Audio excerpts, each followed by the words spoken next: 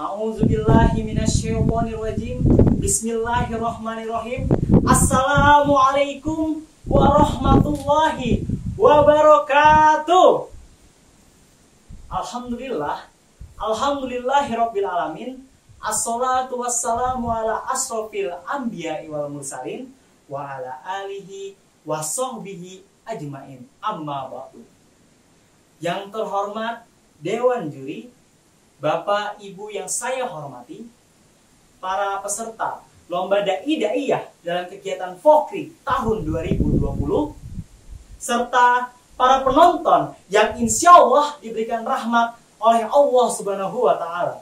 Amin, amin, ya Rabbal Alamin. Pertama-tama, marilah kita panjatkan puji syukur kita terhadap Allah Subhanahu wa Ta'ala, karena berkat limpahan rahmatnya jualah kita dapat bersama hidup di dunianya Allah Subhanahu wa Ta'ala dengan rasa syukur kita terhadap Allah Subhanahu wa Ta'ala. Salawat serta salam tak lupa kita haturkan kepada junjungan kita, baginda Nabi besar Muhammad SAW, Nabi akhir zaman dan penyelamat hidup umat manusia. Para penonton yang insya Allah diberikan rahmat oleh Allah Subhanahu wa Ta'ala. Pepatah mengatakan, tak kenal maka tak sayang. Maka izinkanlah saya memperkenalkan diri. Nama saya Ibnu Arif Risya, dan saya adalah seorang taruna dari Politeknik Ilmu Pemasyarakatan.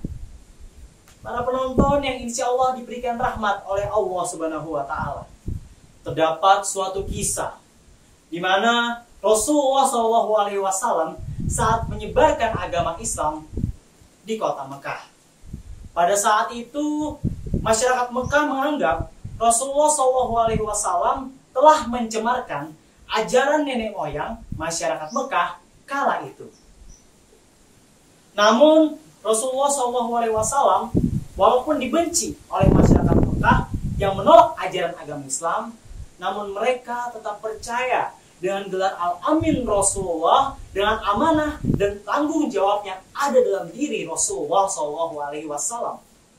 Maka saat berpergian, masyarakat Mekah, baik yang menolak ajaran agama Islam ataupun yang tidak menolak ajaran agama Islam, mereka menitipkan barang kepada Rasulullah dan Rasulullah jaga barang itu. Sehingga ketika orang mengambil barangnya, maka barang tersebut tetap utuh dan dalam keadaan baik-baik saja. Masya Allah. Untuk itulah perbuatan Rasul patut kita contoh dan patut kita teladani. Perbuatan apa? Perbuatan menolong sesama umat manusia tanpa mengharapkan pamrih, tanpa mengharapkan bayaran sama sekali. Lalu nih, baik yang bertanya masyarakat sekarang, untuk apa kita menolong orang kafir? Pada saat zaman Rasulullah, orang kafir sering sekali melakukan tindak tercela kepada Rasulullah. Rasulullah diludahi, Rasulullah dilempari batu, bahkan Rasulullah menjadi target pembunuhan orang kafir kala itu. Astagfirullahaladzim. Kenapa kita harus membantu orang kafir? Jawabannya hanya satu. Karena kita adalah orang Islam, orang yang mempunyai etika dan akhlak yang baik dengan contoh perbuatan Nabi Muhammad SAW dan tentunya untuk standar kemanusiaan. Rasulullah SAW mengajarkan kita untuk bisa dan harus menolong orang lain, baik yang kafir ataupun non-kafir. Rasulullah SAW ingin masyarakatnya untuk tetap tolong menolong sama umat manusia. Untuk itulah, kalau orang kafir saja boleh kita tolong, boleh kita bantu.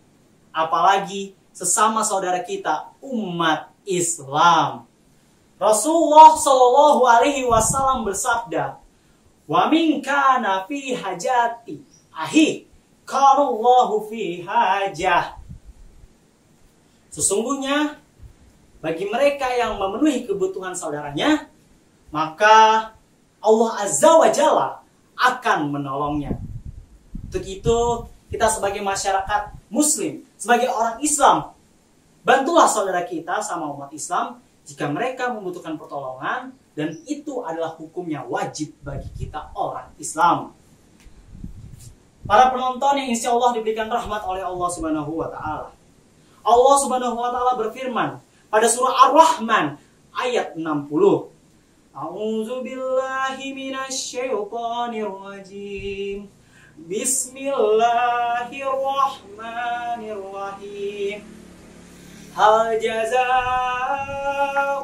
ihsani illal ihsan. Shadaqallahul azim. Aku berlindung kepada Allah dari godaan syaitan yang terkutuk dengan menyebut nama Allah yang Maha Pengasih lagi Maha Penyayang. Sesungguhnya suatu kebaikan akan dibalas dengan kebaikan pula. Maha benar Allah atas segala firman-Nya. Untuk itulah saya mengajak saudara saya sesama umat Islam untuk tetap menolong saudara kita sesama umat Islam dengan tanpa mengharapkan rezeki orang lain, tanpa mengharapkan bayaran, tanpa mengharapkan pamrih sedikit pun. Untuk apa? Semata-mata untuk mengharapkan ridhonya Allah Subhanahu wa Ta'ala. Amin, amin ya Rabbal alamin. Sungguhnya hanyalah Allah yang maha sempurna. Maafkan saya jika terdapat kesalahan kata atau perbuatan. Wabillahi taufiq wal hidayah. Wassalamualaikum warahmatullahi wabarakatuh.